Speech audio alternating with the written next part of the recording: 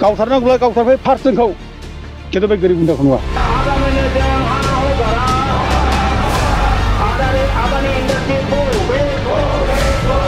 जागि रायजोफोर एरेन्ज खालामबा जोंखौ खालामगोरदों फार्स्ट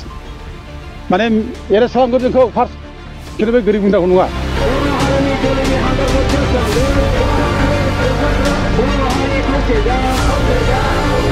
आरो जबरदस्ति बे जायगायाव आदानिया फैनानै बेयाव पावार प्रजेक्ट खालामनो हाया बे 6 शेड्युल एरिया बे ट्राइबेल एरिया एडमिनिस्ट्रेसन बे ट्राइबेलफोरनि बे माने खुंथाय बे खुंथाय एरियायाव 6 शेड्युल जानायनिफ्राय बाहेरानिफ्राय हा मोनफैया खुनु दिन रावबो मोना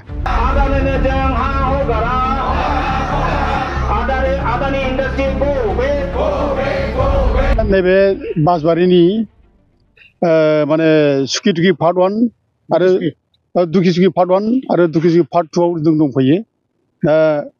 खालपानि जायगा बियो ओमफ्राय बे जायगायाव आदानि कम्पानिया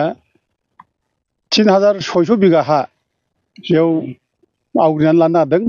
आरो बिसोर बेखौ लानो नागिरनाय खारना जाबाय बेयाव फर्मेल पावार प्रजेक्ट APDCL नि आन्दाराव लुनो नागिरदों आदानिया दा बे जायगाया गोदो गोदायनिफ्रायनो ट्राइबेलफोर बेयाव दङ माने हा हु लानानै माइ आबाद खालामनानै दङ हाग्रायावबो एफानो बिदिनो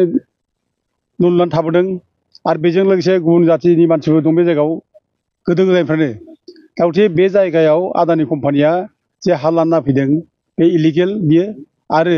बेखौ रायजोफ्रा जायगानि मानसिफ्रा प्रटेस्ट खालामदों जाहोआ होनना बुंदों आरो जाहोनबो नाङा दिनै बे जायगानि ट्राइबेलफ्रा गावहानो थानो थाखाय जायगा गैया हा गैया आरो बे आदानि कम्पानिया खुन जुगनिफ्राय खुन अबेबा सात गाथोन दै बारनानै बे जायगायाव मोनसे माने पावार प्रजेक्ट खालामफैगोन बे खुनु दिन ग्रहन जायगा नङा जोंनि ट्राइबेला बहा थांनो दिनै हा गैयिनि ट्राइबेलखौ दिनै माने आलाय सिलाय जानायखौ जों नुगासिनो दं आरो बे ट्राइबेलफोरनो हा होनांगौ हा होआखै दिनै बिसोरखौ गोदाव सोराव बोरै खालामबाय थानो हादों सरकारा बे जायगानि बिराद साननो गोनां जाबाय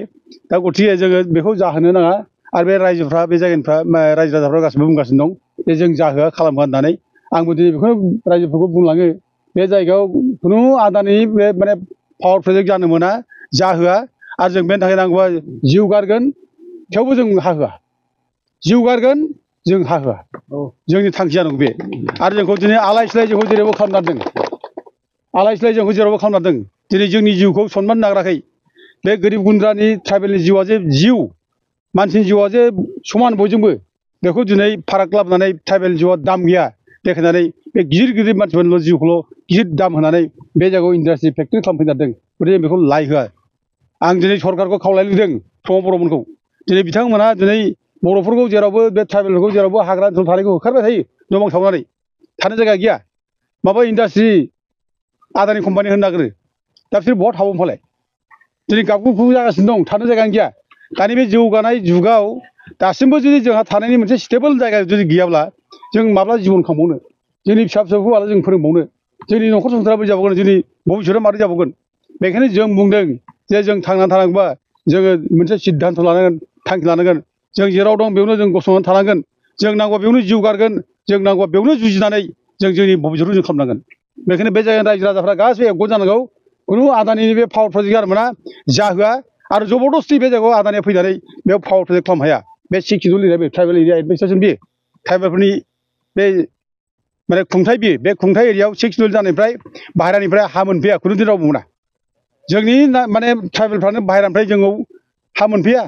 आरो बे आदानियाव ओमफ्राय फैनानै बे जायगायाव हा लाफैनो बाहेरानिफ्राय बे 6 शेड्युलाव बे माने पारमिसिबल नङा गथिखे बे जायगानि मानसिफ्रा बयबो गसंथानांगौ आरो बे जायगायाव इसिबां माने गुबुन गुबुन जाथिनि मानसिफोर दङ बे गुबुन गुबुन जाथिनि मानसिफ्राबो ट्राइबेलजों एकगत भाबै